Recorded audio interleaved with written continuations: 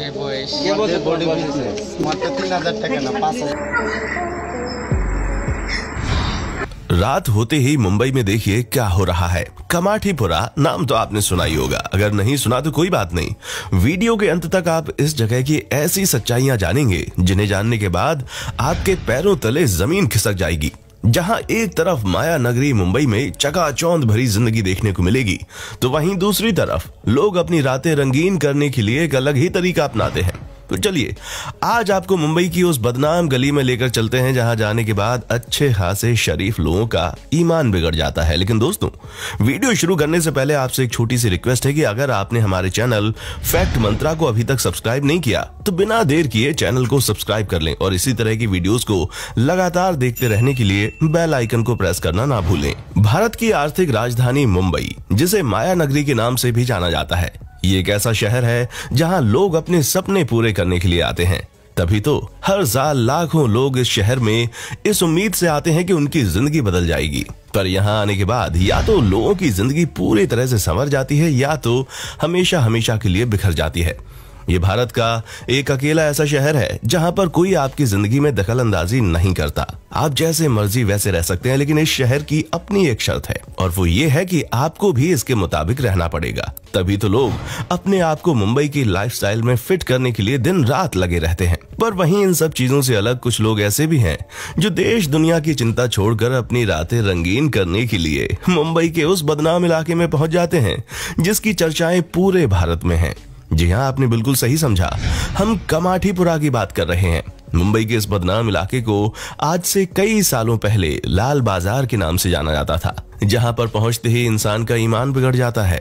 500, 1000, 2000 के रेट में यहां पर जिस्म बेचा जाता है और उसे खरीदने वाले लोग बिना एक भी पल सोचे पैसा लुटाते हैं। बस आपके पास जेब में पैसा होना चाहिए, फिर ये जगह आपको किसी जन्नत से कम नहीं लगेगी।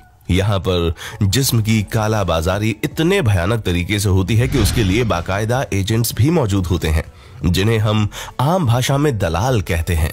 अगर आप गलती से भी कमाठीपुरा की गलियों में पहुंच गए तो वहां हर कोई आपको अपने पास बुलाएगा, कोई किनारे ले जाकर बात करेगा और कुछ लोग तो हाथ पकड़कर ही आपको अंदर ले जाएंगे। अब इन सब चीजों के बाद आप समझ जाइए कि किसी भी शरीफ इंसान की शराफत किस तरह चुटकियों में तितर बितर हो जाएगी। खैर, इस समय तो फिर भी यहाँ पर आपको गिने चुने लोग ही जाते हुए दिखाई देंगे, क्योंकि जिस्म की काला बाजारी अभी थोड़ी ठंडी पड़ी हुई है। पर एक वक्त हुआ करता था जब यहाँ का बाजार इतना गर्म था कि लोग ना चाहते हुए भी इन बदनाम गलियों में पहुंच जाते थे। तभी तो साल 1992 के वक्त यहाँ पर 45,000 वैश्याएं काम कर दी थीं। लेकिन उसी दौरान जब HIV का संक्रमण बढ़ने लगा, तब धीरे धीरे यहाँ पर जिस्म बेचने वाली वैश्याओं की गिनती कम हो गई, वरना तो लोग इतनी ज्यादा संख्या में यहाँ पहुंचते थे जिसकी कोई हद ही नहीं है। लेकिन HIV का संक्रमण जैसे ही बढ़ा, लोगों के अंदर मौत का डर सताने लगा। कई सारी वैश्याओं ने वेश्यावृत्ति का काम छोड़ दिया और मौत के डर से मर्दों के अंदर का दरिंदा भी मर गया। तभी तो लोग यहाँ पर ना के बराबर आते थे, वरना क्या अमीर क्या गरीब, हर कोई आपको कमाठीपुरा की इन्हीं बदनाम गलियों में किसी हसीना के साथ अपनी शाम रंगीन करता हुआ मिल जाता था। और उस समय डॉन वगैरह भी बहुत ज्यादा हुआ करते थे मुंबई में। उनमें से अधिकतर लोगों की रातें इसी रेड लाइट एरिया में बीतती थीं। पर संक्रमण ने सभी के दिमाग ठिकाने लगा दिए और यही वजह है कि 2009 में यहाँ पर काम करने वाली वैश्याओं की गिनती 45,000 से हटकर डायरेक्ट 1600 पर पहुंच गई। हालांकि अब हालात पहले जैसे वापस हो रहे हैं, जहां ना सिर्फ वैश्याओं की गिनती बढ़ रही है बल्कि यहां आने जाने वाले लोग भी भारी मात्रा में इस जगह में इंटरेस्ट ले रहे हैं। तभी तो रात के वक्त कमाठीपुरा की गलियां रोशनी से चकाचौंध हो जाती हैं।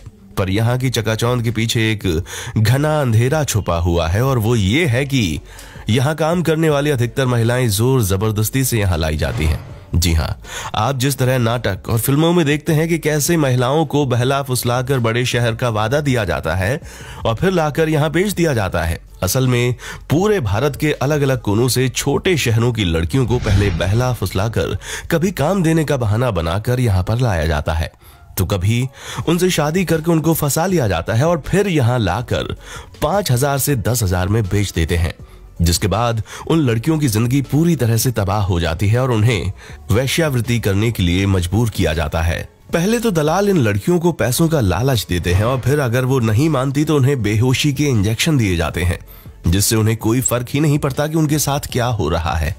और ये चीज कई सालों से यहाँ पर होती आ रही है।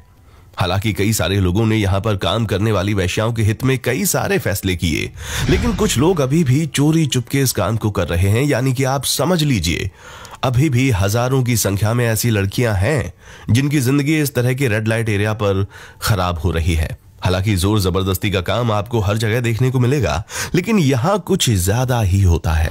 और इसीलिए हमने कहा था कि कुछ लोगों की जिंदगी तो यहाँ आकर संवर जाती है, लेकिन कुछ की पूरी तरह से बिखर जाती है। और उसी बिखरी हुई जिंदगी का एक बहुत बड़ा हिस्सा इन लड़कियों का भी है, जिन्हें मजबूरन इस तरह की चीजें करनी पड़ती हैं। पर यह चीज अभी की नहीं है, बल्कि कमाठीपुरा का इतिहास अंग्रेजों के समय का है। असल में दोस्तों 1924 के बाद अंग्रेजों ने इस जगह की स्थापना की थी ताकि अंग्रेजों के सैनिक अपने परिवार से दूर रहकर इस जगह पर ऐश कर सकें। हालांकि उस समय तो विदेशों से महिलाओं को यहाँ पर वैश्यावृत्ति करने के लिए भेजा जाता था, तो उनमें से काम और उनसे ये काम पैसे देकर करवाया जाता था। पर समय बीतता गया और ये जगह दिन प्रतिदिन पॉपुलर होती गई, जिसके चक्कर में अब ये हाल हो गया है कि अंग्रेज तो देश छोड़कर चले गए, लेकिन उनका बसाया हुआ कमाठीपुरा अभी भी भारत के सबसे बड़े रेड लाइट एरिया में शामिल है। दोस्तों, मुंबई के कमाठीपुरा में सिर्फ वैश्यावृत्ति ही नहीं होती, बल्कि मानव तस्करी भी होती है, जो मुंबई के अलग ही सच को व्यक्त करती है। वैसे तो इन सब चीजों पर रोक लगाने के लिए सरकार दिलो जान से जुटी हुई है, लेकिन हमें नहीं लगता कि जब तक कमाठीपुरा जाने वाले लोगों की संख्या में कमी नहीं आएगी तब तक कुछ भी नहीं होने वाला। क्योंकि अब यहाँ पर लड़कियों की संख्या बढ़ने लगी है और कई सारी लड़कियां खुद से इस काम को कर रही हैं, जहां इनमें से अधिकतर ऐसी हैं जिन्हें जोर जबरदस्ती से इस काम को करने पर मजबूर किया गया। और ये सब कुछ उनके भविष्य के साथ खिलवाड़ के अलावा कुछ भी नहीं है। अब हमें तो ये पता नहीं कि हमारे देश में इस तरह की जिस्म फरोशी का धंधा कब बंद होगा और कब लोग धोखा देकर मासूम लड़कियों को इस तरह के दलदल में फेंकना छोड़ेंगे। वैसे आपने ये चीज भी नोटिस की होगी कि मुंबई का क्राइम रेट बाकी शहरों से थोड़ा सा कम है, खास करके रेप वगैरह के मामले में।